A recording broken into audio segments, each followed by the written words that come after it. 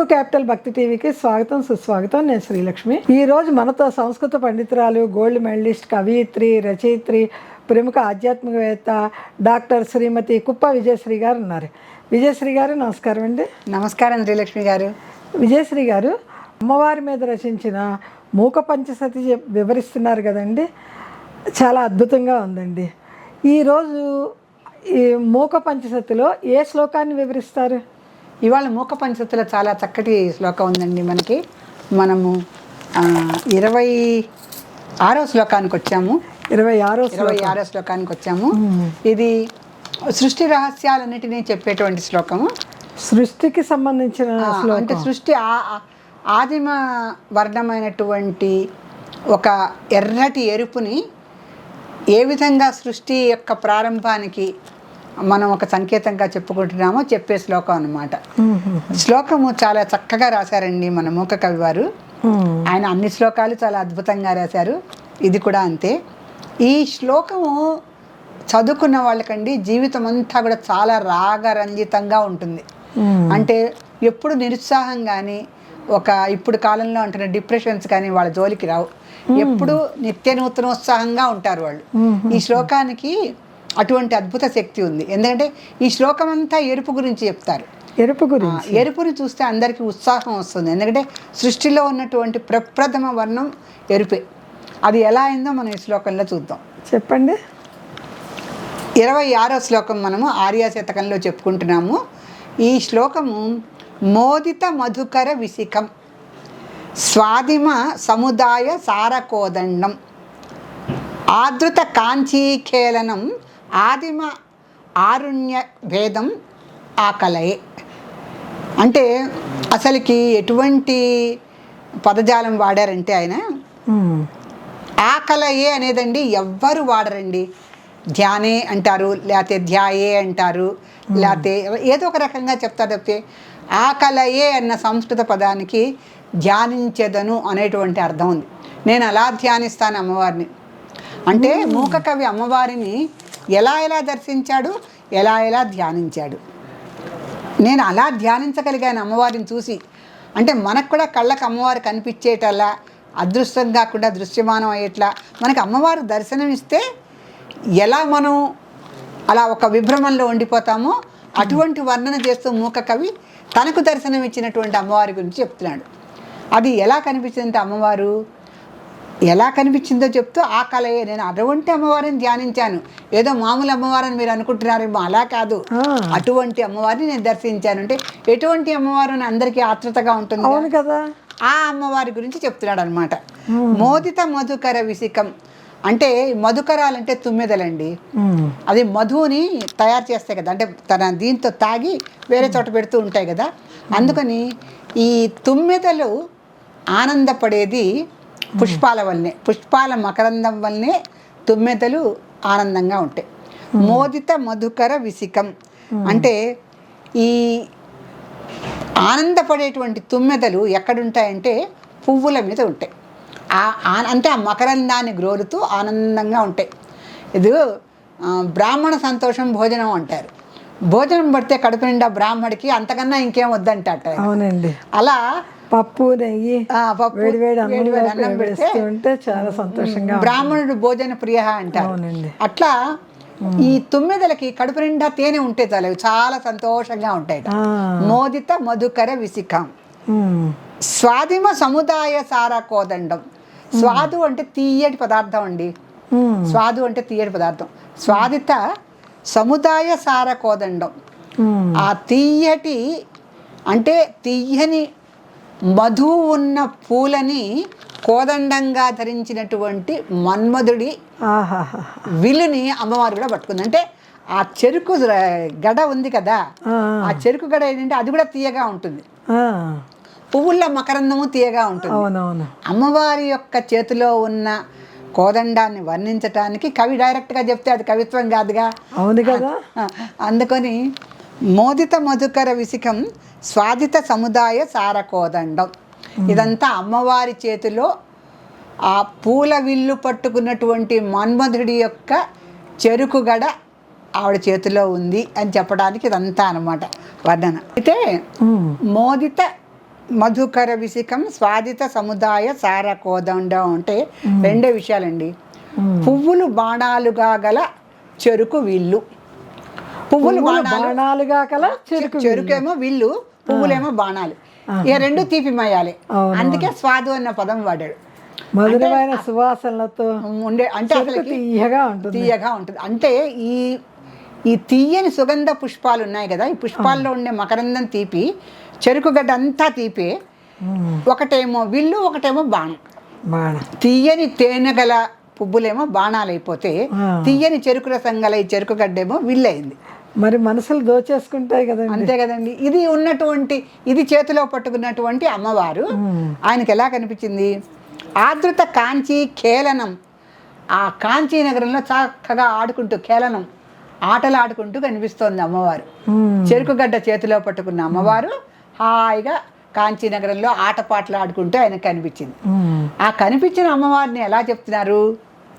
ఆదిమారుణ్య భేదమాకలయే. అంటే మొట్టమొదటి ఎరుపు ఎలా ఉంటుందో సృష్టి ఆదిలో, అటువంటి ఎరుపులో అమ్మవారిని దర్శించాను. అంటే కరుణే అమ్మవారుగా తిరుగుతోందని మొదట్లో వచ్చింది. కాచతి కరుణా విహరతే వచ్చింది. అలాగే కరుణే అమ్మవారిలాగా ప్రవహిస్తూ తిరుగుతోంది అన్నట్టుగా ఇక్కడ అరుణ అంటున్నాడు. అక్కడ కరుణ, ఇక్కడ అరుణ వర్ణము అమ్మవారిలాగా ఆయనకు కనిపిస్తూ ఉంటాయి. అంటే ఆదిమ అరుణం అని ఎందుకు అంటున్నాడంటే, మొట్టమొదట చూసినటువంటి ఎరుపు సృష్టిలో ఏదైతే ఉందో అదే అమ్మవారు. మొట్టమొదటి ఎరుపు సృష్టి ఆదిలో ఏదండి? మొట్టమొదటి సూర్యోదయం ఎరుపే. ఉదయ కిరణాలే సృష్టికి అదే కదా మూలం. సృష్టికి అంతిమం ఎక్కడ ఉంటుంది? యాక్చువల్గా రాత్రి. అంటే ఎన్ని రాత్రులు, ఎన్ని వేల రాత్రులు అనేది ఆ సంఖ్య వేరైనప్పటికీ, ఒక రోజులో ప్రారంభం ఎరుపు, ముగింపు కూడా ఎరుపే. సూర్యాస్తమయం కూడా ఎరుపేగా. అవును కదా, అంతే కదా. సూర్యోదయం ఎరుపు, సూర్యాస్తమయం ఎరుపు. అవునండి, ఎర్రగా. ఈ మధ్యలో ఉన్నటువంటి కాలం అంతా కూడా అమ్మవారు పాటలీ కుసుమ ప్రియాయ నమః, మందార కుసుమ ప్రియాయ నమః, బంధూక కుసుమ ప్రఖ్యాయ నమః, మళ్ళీ అనేక రకాలైనటువంటి ఎరుపు వర్ణాల్లో ఆరక్తాభాం, రక్తవర్ణ, ఇటువంటి వర్ణాలని, అంటే ఎప్పుడు అమ్మవారు ఎరుపు ఎరుపు ఎరుపు.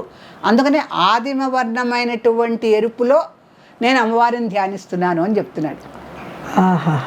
అంటే ఎన్ని రకాల ఎరుపులు ఉన్నాయి అంటే, సృష్టి ఆదిలో అసలు సృష్టి అంటేనే స్త్రీ పురుషుల యొక్క కలయిక.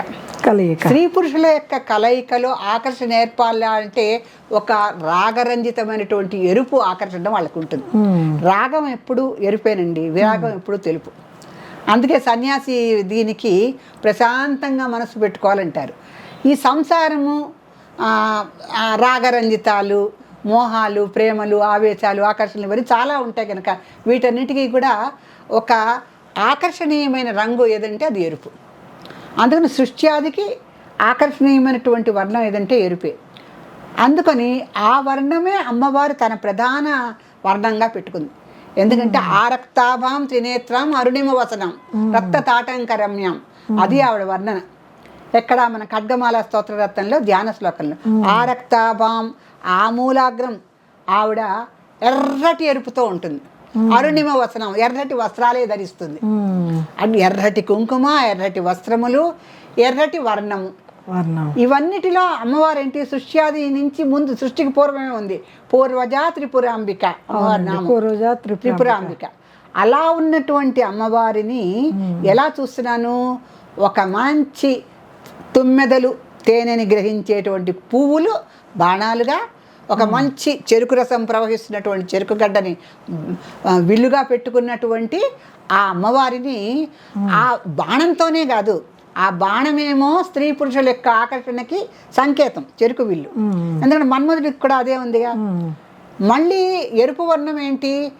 ఈ పరస్పర ఆకర్షణకి సంబంధించినటువంటి సృష్టి రహస్యాలన్నీ దాంట్లోనే ఉన్నాయి.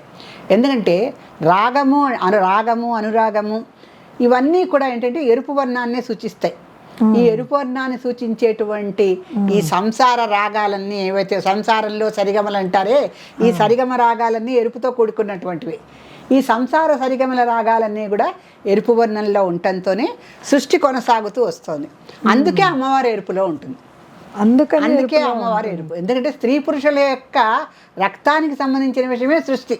అవునండి. స్త్రీ పురుషుల ఆకర్షణకి ఎరుపు వర్ణమే, స్త్రీ పురుషుల యొక్క కలయికి ఎరుపు వర్ణమే, స్త్రీ పురుషుల యొక్క సంసారపు కొనసాగింపుకి ఎర్రని ఎరుపు. అంటే చివరి వరకు భార్యాభర్తలు అన్యోన్యంగా ఉండాలంటే వాళ్ళ మధ్యలో ఒక అనురాగం ఉండాలి కదా. ఆ అనురాగం రంగు ఎరుపు. అనురాగం రంగు ఎరుపు. అందుకని రాగము అంటేనే ఎరుపు అసలుకి. అనురక్తి అంటారు. అనురక్తి. ఆ రక్తి అనేది ఏంటంటే మన రక్తములోంచి పైకి ఉబ్బికే భావమే అనురక్తి. ఇప్పుడు మనకి రక్త ప్రవాహం లేకపోతే భావోద్వేగం బయటికి వస్తూ ఉంటుంది. అంటే ఇప్పుడు మనలో రక్తం ప్రవహించకపోతే మనకు ఉండేటువంటి భావోద్వేగాలు అవి కూడా, రక్తం లేని వాళ్ళు నీరసంగా పడి ఉంటారు. రక్త ప్రవాహం చక్కగా అంటే రక్త ప్రసరణ వాళ్ళకి సరిగ్గా జరుగుతున్న వాళ్ళకే భావాలు, కోపాలు, అనురాగాలు, ఆవేశాలు అన్నీ కూడా ఉంటాయి. నవరసాలు కురిపించగలరు వాళ్ళు. అందుకని ఆదిమ అరుణాం ఆకలయే అంటున్నాడు ఆయన. ఆదిమ అరుణాం ఆకలయే. మొట్టమొదటి ఎరుపైనటువంటి ఆ అమ్మవారి అంటే మొట్టమొదటి ఎరుపు వర్ణంలో ఉన్నటువంటి ఆ బాలా త్రిపుర సుందరిని, ఆ కంచి కామాక్షిని ఆకలయే నేను ధ్యానిస్తున్నాను. ఆయన ధ్యానానికి కూడా చూడండి ఎంత పెద్ద కవిత్వం ఉందో. ఎంత కవి ఆయన చూశారు, ఆ వర్ణనంతా వర్ణించి మనకు అందించారు. చాలా చాలా సంతోషం అండి. శ్రీమాత్రే నమః. విజయశ్రీ గారు, మన సదాశివ కుటుంబంలో ఈరోజు అమ్మవారి పుస్తక రూపంలో ఎవరింటికి వెళ్తుందో తెలియజేయండి. తప్పకుండానండి. చూద్దాం లాటరీలో వాళ్ళు ఎవరి అదృష్టం ఉందో.